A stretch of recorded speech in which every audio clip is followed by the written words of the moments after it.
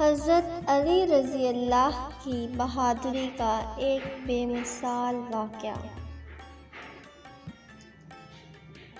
جنگ خیبر کے موقع پر ایک بہت بڑے یہودی جرنیل کے مقابلے کے لیے حضرت علی رضی اللہ تعالیٰ عنہ نکل پڑے اور بڑی دیر تک اس سے لڑتے رہے۔ چونکہ وہ بھی لڑائی کے فن کا ماہر تھا، اس لیے کافی دیر تک مقابلہ کرتا رہا۔ آخر حضرت علی نے اسے گرا لیا اور آپ اس کی چھاتی پر چڑھ کر بیٹھ گئے اور ارادہ کیا کہ تلوار سے اس کی گردن کاٹ دیں۔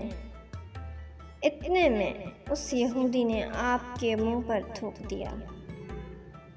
اس پر حضرت علی اسے چھوڑ کر الگ ہو کر کھڑے ہو گئے۔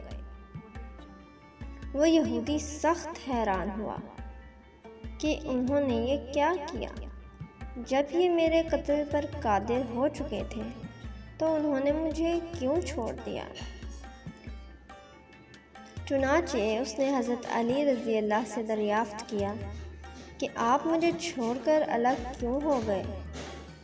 آپ نے فرمایا کہ میں تم سے خدا کی رضا کے لیے لڑ رہا تھا، مگر جب تم نے میرے منہ پر تھوک دیا تو مجھے غصہ آ گیا اور میں نے سمجھا کہ اب اگر میں تم کو قتل کروں گا تو میرا قتل کرنا اپنے نفس کے لیے ہوگا، خدا کے لیے نہیں ہوگا۔ بس میں نے تمہیں چھوڑ دیا تاکہ میرا غصہ ٹھنڈا ہو جائے اور میرا تمہیں قتل کرنا اپنے نفس کے لیے نہ رہے۔